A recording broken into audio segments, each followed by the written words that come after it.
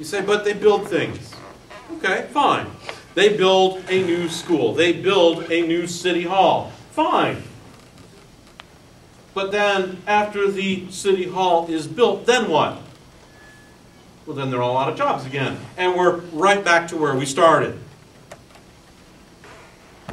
That's very different than the private sector.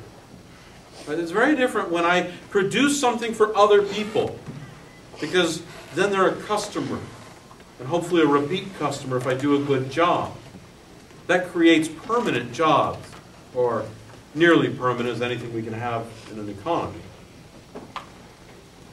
And now we see that the government is wanting to bail out companies. Bail out companies? This is 180 degrees counter to what everything you've been taught in Economics 101. What does Economics 101 say? I know they don't actually have Economics 101 on Campbell, but just go with it, right? It sounds better that way. Well, if you make a profit, by golly, what are we going to do? We're going to tax you. Grrr, making profits. Sticking to the corporation.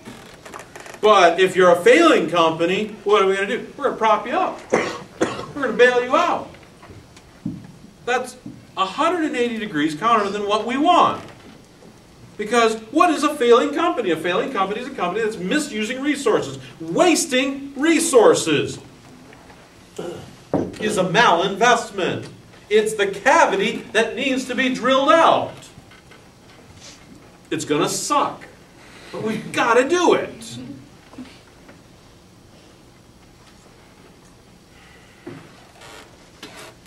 So all of this has sidestepped a pretty big issue.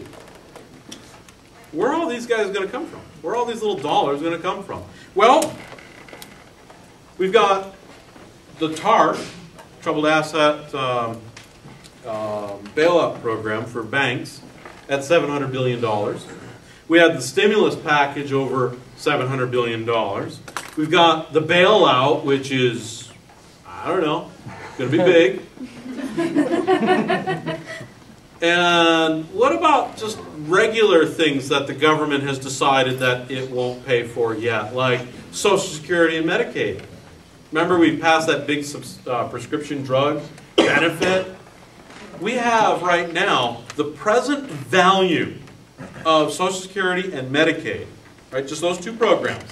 So we look out in the future and we say it's running a surplus, then it runs deficits, and then what we do is we discount those back using interest rates back to the present, and we add up all the little pluses and all the little minuses, and when we do all that, it comes up to be a negative $43 trillion. That means if we had $43 trillion, stuck it in the bank right now, earning interest, we would have just enough to pay for Social Security and Medicaid. Okay, $43 trillion. That's 3 times the size of our economy. It's more than that. Our economy is $13 trillion. Okay?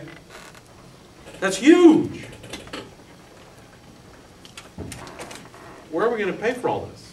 Well, we've got 3 methods. Every government has 3 methods. Taxes. Okay? Even if we took all $13 trillion out of the economy, we don't have enough. What's next? Borrow it. Where are we going to borrow the money from? Well, we are currently borrowing a whole bunch of money from China. Now, how does that work? Well, China makes stuff. We like that.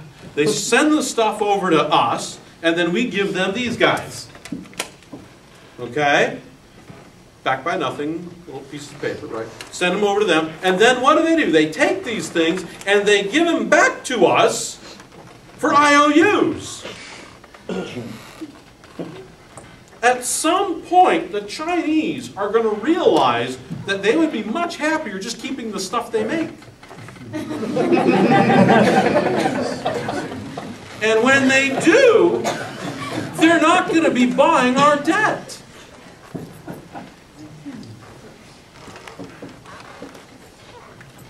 And so we're going to have a lot of debt and not much stuff. Right? Magic formula says we want more stuff. So then, what's the third option? we create the money. We create it out of nothingness. And how much can we make? Infinite.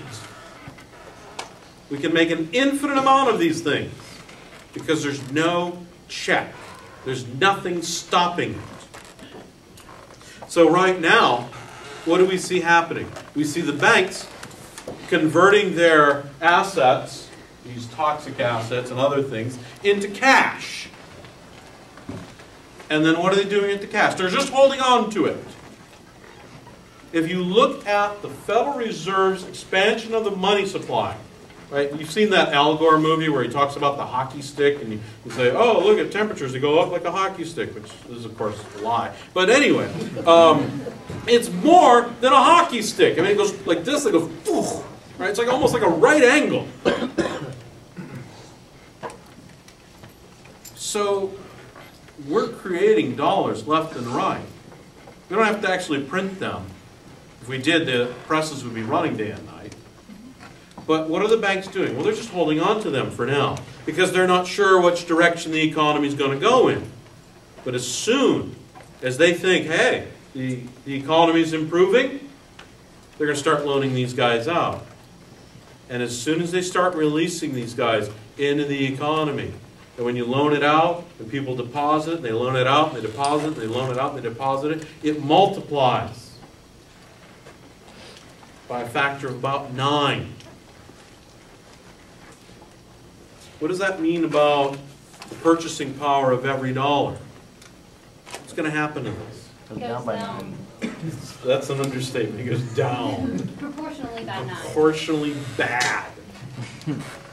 It's just going to fall through the floor. And as soon as people around the world realize that we're on the cusp of very, very, very nasty inflation, they're going to not want to hold on to these guys either. You think all of the people who sell us oil, who hold on to dollars, are going to want to hold on to these? Right now, oil is priced in dollars. If we see this, if they see this coming, they'd say, hey, maybe we'll start pricing the oil in the euro or something else. What's going to happen to the demand for dollars around the world? Boom. All those dollars are going to come flooding back into the U.S. We're going to see some nasty inflation. Now, I hope that's not the case. I hope that doesn't happen. So how do we solve this?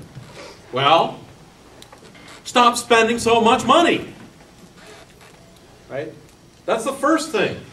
It's like you're on like caffeine fiends, right? You got to kick the habit. And that not just applies for government spending, that's for us too. That's for us too. Don't max out your credit cards. Cut them up. Really. Get rid of all of your debt as fast as you can. If you have student loan debt, pay it off. Reduce your level of debt. Start now. We need to somehow get the Fed to stop making so much money.